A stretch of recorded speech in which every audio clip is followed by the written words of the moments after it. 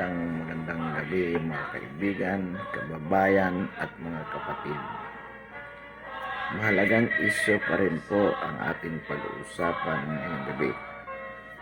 Ngunit bago po ang lahat, magandang balita po mga kapatid, kaibigan at mga kababayan. Sapagkat ayon sa mga balita, marami na po tayong mga kapatid na mga NPA ang sumusoko sa ating pamahalaan. Sila po ay nagbabalik loob na. At ito po ay magandang balita sapagkat ibig lamang pong sabihin ay pinakikinggan nila ang ating mga pakiusap at kumbinsido po sila sa magandang ipinakikita po ng ating mga military at ng ating pamahalaan, lalo na po ang ating Pangulo, sa matapat nito na pagtulong sa ating mga kapatid na nagbabalik loob. Kaya maganda pong balita ito. Yan din po naman doon sa mga patuloy po na nakikipaglaban, masigasig din po ang ating mga kasundaluhan at kapulisan sa kanilang pagtugis doon sa ating mga kapatid na patuloy pa rin ang kanilang pakikidigma laban sa pamahalaan. Naulit po natin itong mga CPP, NPA, NDA dineklara na po bilang mga teroristang samahan sa buong kapuluan. At kaugnay po sa balitang yan, ang sabi nga po ni Secretary Anyo, 90% na po sa mga LGUs ang nagproklama sa pamamagitan ng mga sanggunian resolution kung saan kanilang dineklara bilang persona non grata sa kanilang mga lugar ang mga nabanggit na terorista. Ganon din, marami na pong ginagawang pagkilos ang ating pamahalaan, partikular ang Armed Forces of the Philippines, tungkol po dito sa Makabayan Black na mga membro ng Kongreso, sapagkat atin pong sinasabi na dapat po talaga sila ay matanggal sa madaling panahon dyan po sa Kongreso. Ibig sabihin po sa 6 na party list, Makabayan Black party list na nanunungkulan, dapat po sila ay matanggal. Sapagkat habang sila po ay nariyan, ibig sabihin po patuloy pa rin na namamayagpag ang Communist Party of the Philippines, kasama po ang CPP, NPA at ang NDF. Ngunit alam po natin na pagdating ng 1992, wino-work out na rin po na ito ay ma-disqualify as party list. Bakit? Ito po ay nagsisilbi lamang na legal front ng nabanggit na samahan. So yan po ay patuloy na atin pong tinatalakay ng sa gayon mabatid ng sambayan ng Pilipino na hindi po natin ito titigilan hanggang sa sila po ay tuluyan ng malansag bilang isang teroristang samahan. So yan po ang magandang balita. Patuloy po natin itong susubaybayan. Ngayon po, nakakalungkot po naman ang isang balita.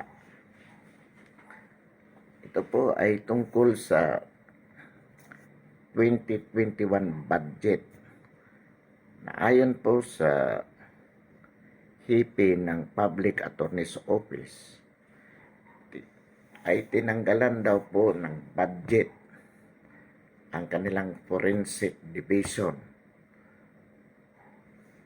about 20 million pesos para po sa operation ng kanilang forensic division. At ang budget na ito sa halip ay idinagdag sa budget ng Commission on Human Rights. Ano po ang kahalagahan ng Public Attorney's Office Forensic Division? Ang PAW po, ito po ang ahensya ng gobyerno na nakatalaga upang magbigay ng libreng serbisyo legal sa mga sasambayanan na naakusahan po ng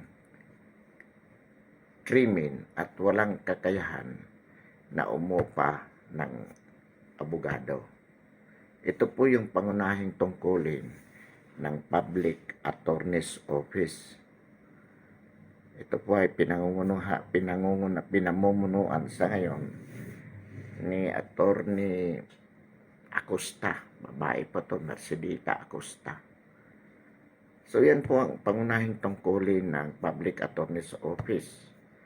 Magbigay po ng libreng abogado sa mga akusado na walang kakayahan na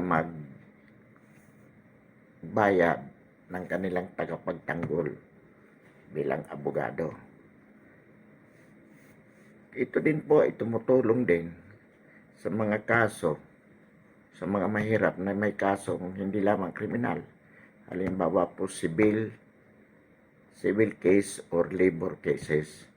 Pero ang kanila po talagang concentration ay criminal cases.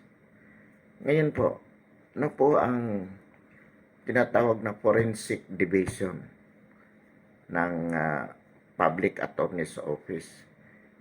Ito po ay binubuo ng mga medical personnel. Halimbawa po, doktor, nurses, at saka mga medical technologies na kung saan sa mga kaso po na may kaugnayan sa patay sa mga kailangan yung autopsy, sila po ang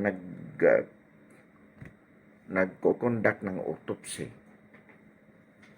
upang makakuha po sila ng kanilang mga ebidensya na ihaharap sa korte kung kinakailangan. At itong nakaraang sa kasalukuyan po, halimbawa, ang hawak na kaso nito na may kaugnayan, may direktang kaugnayan sa Forensic Division ay itong biktima ng Ding Baksya. Ano po ba itong mga biktima ng Ding Baksya? Ito po yung mga kabataan, school children na bakunahan noong Ding Baksya. At sinasabi po na dahil hindi pa naman talaga well proven clinically yung Ding Baksya na yan, nasa experimental stage pa lamang, ibinakuna na sa mga public school children. At dulot nga niyan, maraming namatay. So itong forensic division ng Public Attorney's Office bilang tumatayong abogado ng mga magulang itong namatayan, sila po ang nag-autopsy at sila po ang tatayong testigo sa korte na magpapatunay na ang ikinamatay talaga ng mga biktima ng mga kabataan na naturukan ng Ding Baksya ay talaga yung gamot na itinurok sa kanila. Ang makakapagpatunay po lamang yan ay yung mga forensic personnel ng Public Attorney's Office. Bakit po? Sapagkat sila po, ito po yung mga doktor, medico-legal na nag-autopsy. At sapagkat sila yung nag-autopsy, Sila yung may personal knowledge kung ano talaga ang ikinamatay ng mga biktima. Kung ito ba ay dahil sa dingbaksya na itinurok sa kanila. Kung hindi po ito, kung hindi po sila makakapag-testify sa korte, hindi po mapaparusahan ang mga opisyalis ng pamahalaan natin ng panahon ni Pinoy, President Benigno Aquino III, at ng sekretary noon na si Garin, Dr. Garin, siya po ang Secretary of Health. Hindi po sila makakasuhang criminally, civilly, or administratively. Kasama din po dyan ang pharmaceutical, yung manufacturer ng dingbaksya. Yung Sinovac ba yun?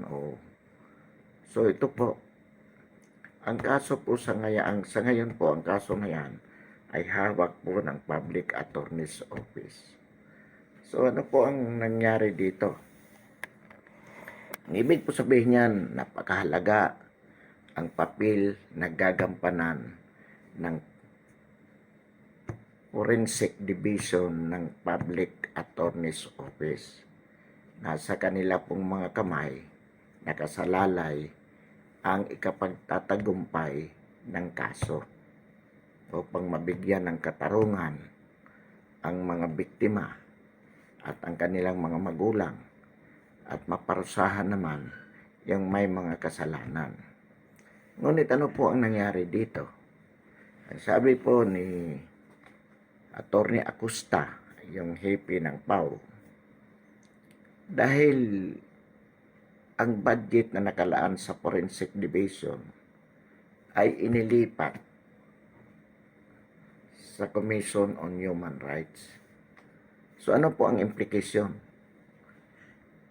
Mabubuwag po by 2021 ang Forensic Division ng Public Attorney's Office for lack of budget, dahil hindi po binadgetan. Kinuha po ang budget na nakalaan para dito. At kung mabubuwag po yan, definitely yung mga doctors, yung medical personnel na titistigo sa korte ay kakawatak-watak po, mawawala yan. Dahil wala na po silang trabaho sa Public Attorney's Office. Bubuwagin ang kanilang division. So tanggal po silang lahat. So in other words, most likely, yung kaso na isinampa laban sa mga tiwaling opisyalis ng pamahalaan na silang nagbigay ng go signal sa DepEd na ipabakuna na yan sa mga public school children, at yung damages na dapat singilin doon po sa pharmaceutical manufacturer nitong dingbaksya, ay sigurado pong madidismiss o sila ay mapapawalang sala sa kaso for lack of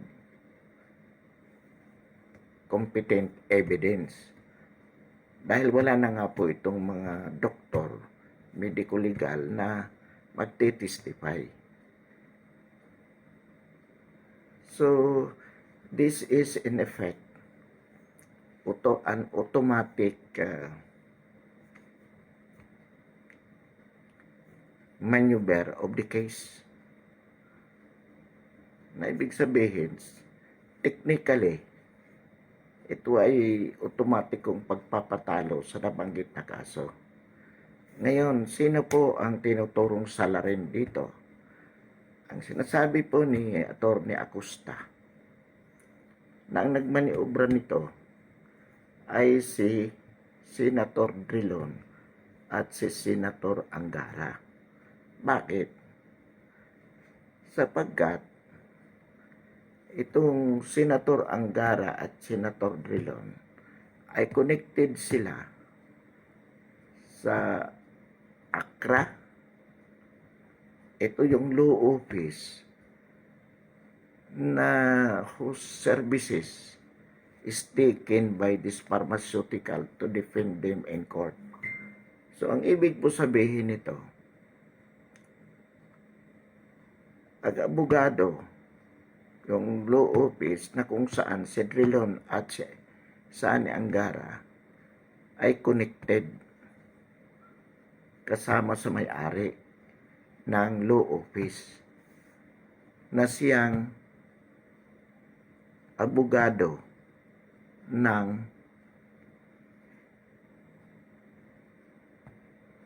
pharmaceutical na ito, manufacturer ng Dingback siya. So, ang ibig sabihin po rito, sadyang minaniobra ni Drilon at ni Angara upang mawalan ng budget at tuluyang mabuwag ang Forensic Division ng Public Attorney's Office. Ibig sabihin po, ginamit ni Drilon ang kanyang posisyon sa Senado, gayon din si Angara bilang chairman ng Finance Committee ng Senado at si Drilon bilang minority floor leader upang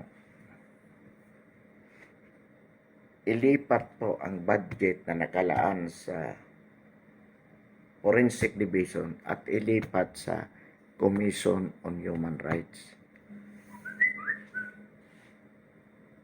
Napaka walang hiya po nitong dalawang senador na ito. Ginamit ang kanilang posisyon para may patalo ang kaso at mawalan ng katarungan ang biktima ng Dingback siya at mapawalang sala ang kanilang mga kapatido, si ang dating Pangulo na si Pinoy, si Benigno Aquino III at halimbawa po si Congressman Garin ngayon. Yan po ay pagmamaniobra sa isang batas upang isulong ang personal nilang interest laban po sa ating mga kababayan. Ganyan po kawalang hiya, kakapal ang mukha, katarantado itong si Senador Drilon at si Angara. Mga kapatid, mga kababayan, mga kaibigan, dapat po yung ating mga, lalo na po itong mga biktima ng Dingback siya, magkaisa upang andyan po si Atty. Acosta, lumapit kayo kung paano legally mapanagot itong dalawang senador na ito. Pwede pong kasuhan yan. Because if it can be proven that the shifting of the budget was done with malice,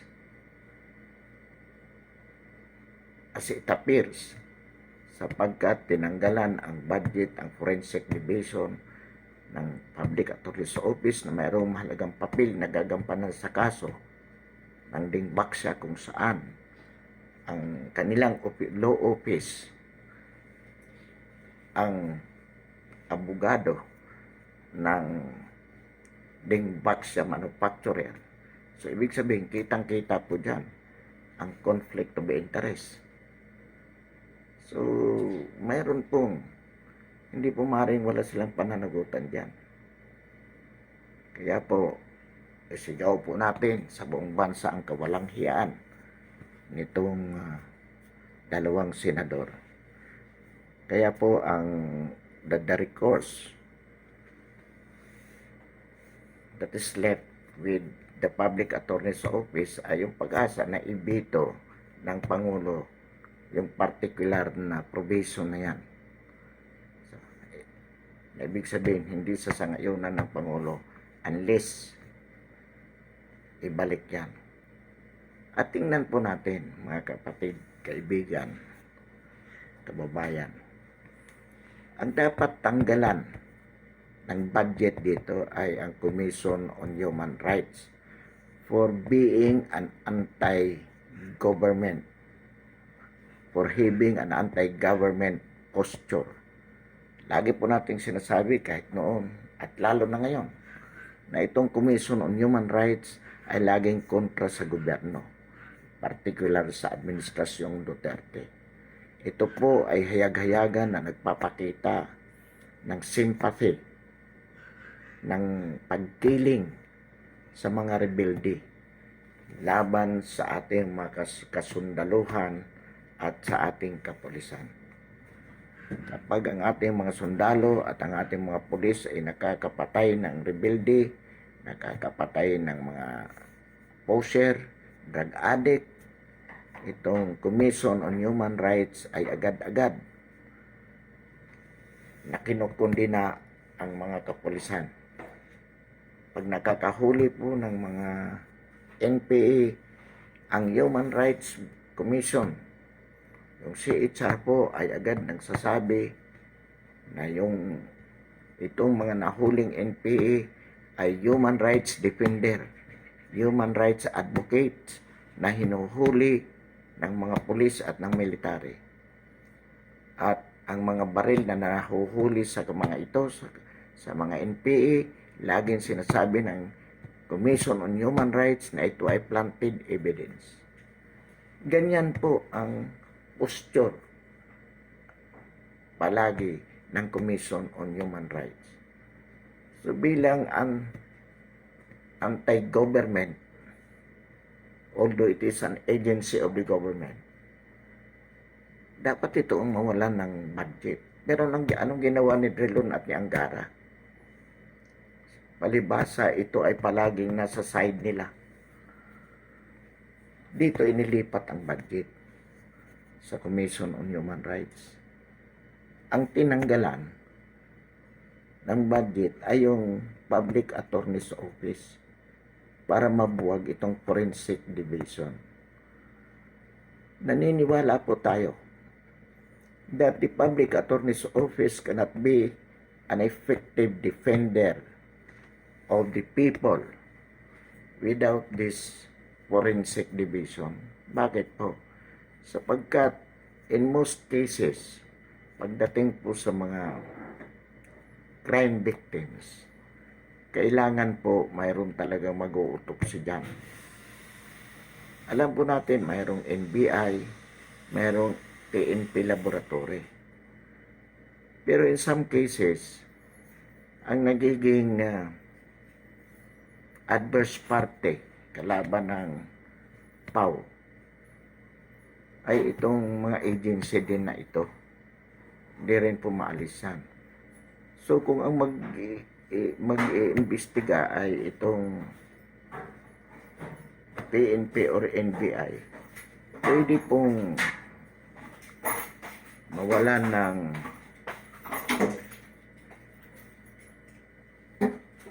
hindi magiging epektibo yung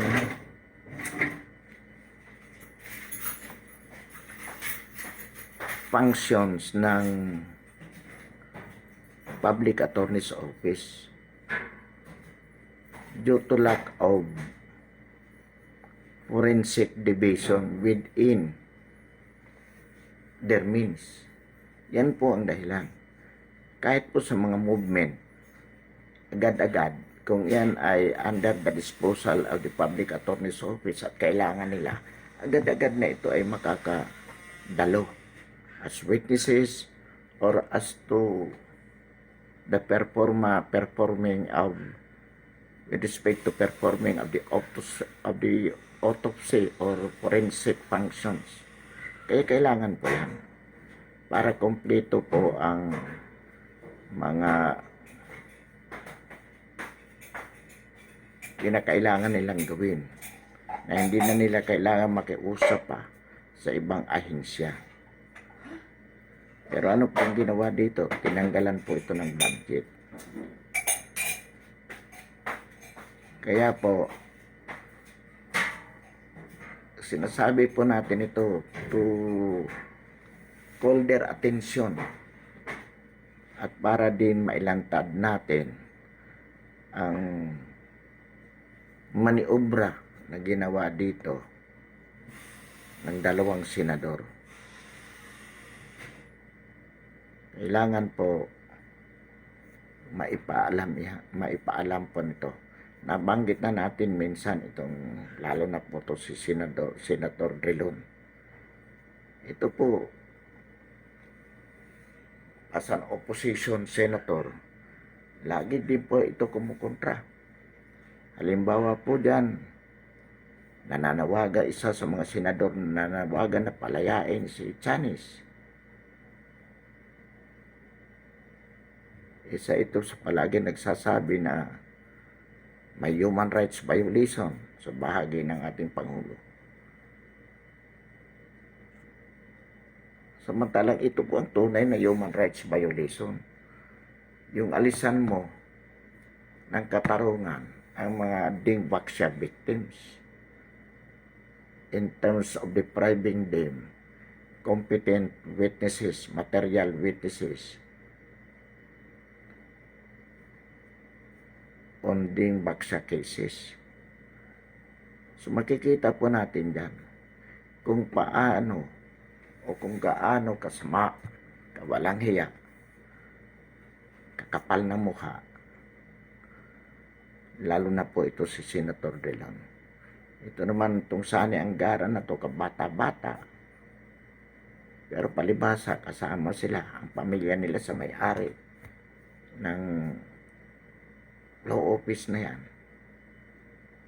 nakisama na rin. That is a way of corruption. Sa atin pong pananaw, at dapat tingnan ito ni Attorney Acosta anyway, pasok ito sa graft and corrupt practices itong ginagawa ng dalawa, because there is personal interest involved in their official actions. As such, makikita mo naman ang motives. Nagpakita ng sulat ito si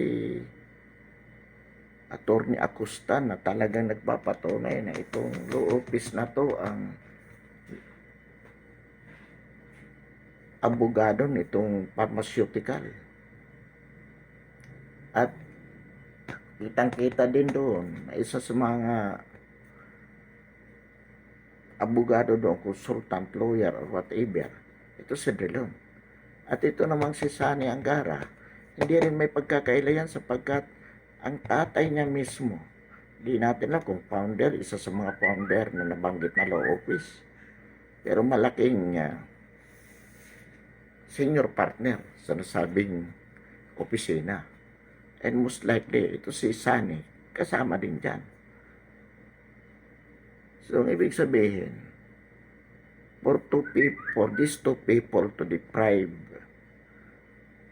to take away that budget with the intent of disbanding this forensic division of the public attorney's office with a very important role in the prosecution of these Dingbaksya cases, where the lawyers of the adverse party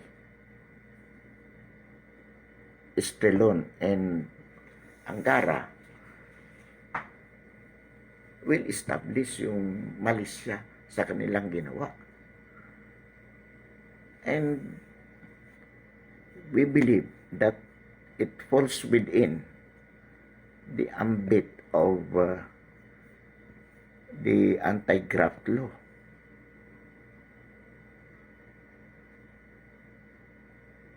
Bagay, alam ito ni Attorney Acosta dapat. Although, kung mapanood natin yung interview niya, parang sinabi niya na hindi. Inaalaw na raw yan ngayon. Sabi niya. Pero sa ating pananaw, pasok ito. Pero dapat tingnan niya ng gusto sapagkat siya naman dito ang proponent na ito ay to call the attention of the president. Kasi ang sinasabi niya, the only alternative is for the president to veto. Pero dapat may mga legal actions to be taken against these two senators. Bago tayo magbukas, babanggitin ulit po natin. Panawagan sa lower house, calling the attention of Speaker Velasco to oust this Makabayan bloc in the lower house of Congress. At kung hindi po kumikibo si Speaker Velasco, nananawagan po tayo for any congressman to file a resolution with the Ethics Committee to start the ouster proceeding of the Makabayan bloc. General Parladi, General Esperon, Secretary Lorenzana, Secretary Anyo, Secretary Guevara, calling your attention to this effect. May mga kaibigan naman siguro kayo na congressman para to initiate the filing of the resolution for the ouster of this Makabayan bloc and the lower house via the Ethics Committee. For the time being, magandang gabi po. Maraming salamat. At bago po tayo magwakas muli ang ating invitasyon to subscribe our YouTube channel. Ang ating paninindigan sa napapanahong isyu ng lipunan. Marami pong salamat. Muli, magandang gabi, maligayang Pasko at maligong bagong taon.